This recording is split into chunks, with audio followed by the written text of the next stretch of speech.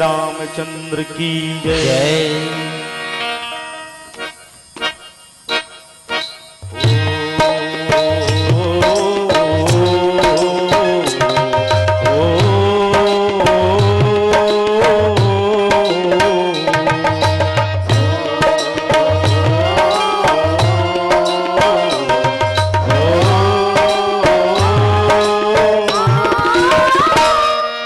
रोज बिहनिया पाठ करो तो सुघर सुंदर कांड के भक्तिमयी सीता के महिमा औ भगवन रघुनाथ के भक्तिमयी सीता के महिमा औ भगवन रघुनाथ के। रोज बिहनिया पाठ करो तो सुघर सुंदर कांड के भक्तिमयी सीता की महिमा ओ भगवन रघुनाथ के भक्तिमयी सीता की महिमा ओ भगवन रघुनाथ के। रोज बिहनिया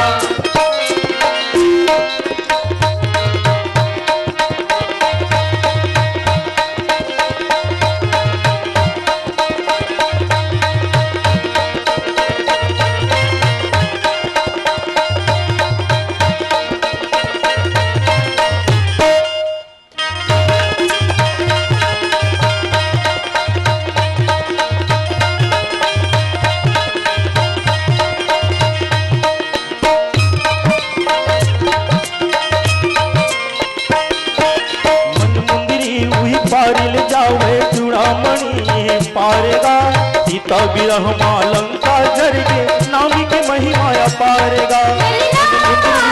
पारिल जावे चूड़ामणि पारेगा सीता विरह मां लंका जर के नामी की महिमा पारेगा। आज कई बजरंगी हा सुख सुमत के संगी हा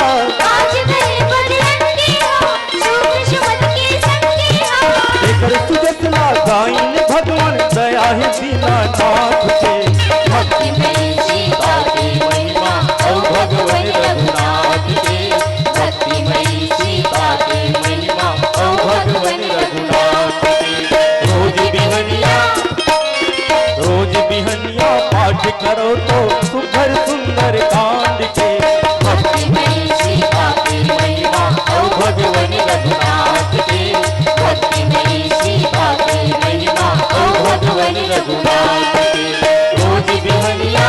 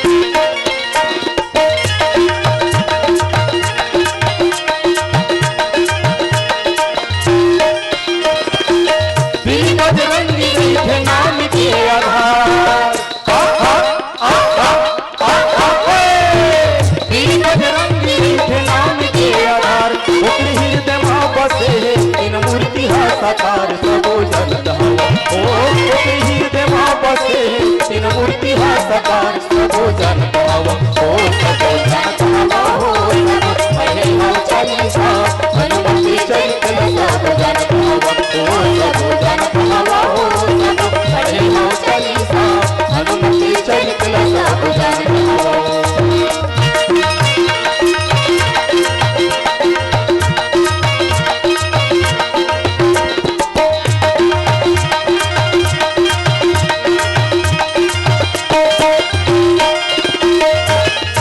बलशाली और सबो चीज के ज्ञान बड़े बलशाली और सबो चीज के ज्ञान अद्भुत की बजा के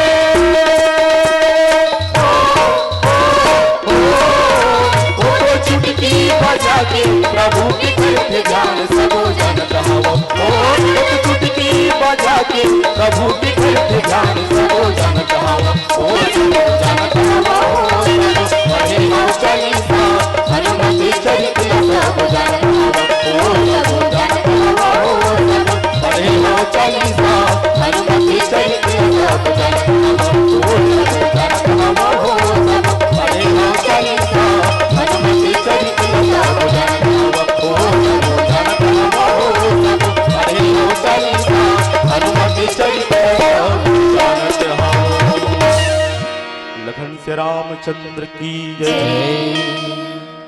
अगर आपको हमारा ये वीडियो पसंद आया हो तो लाइक, कमेंट और सब्सक्राइब ज़रूर कीजिए।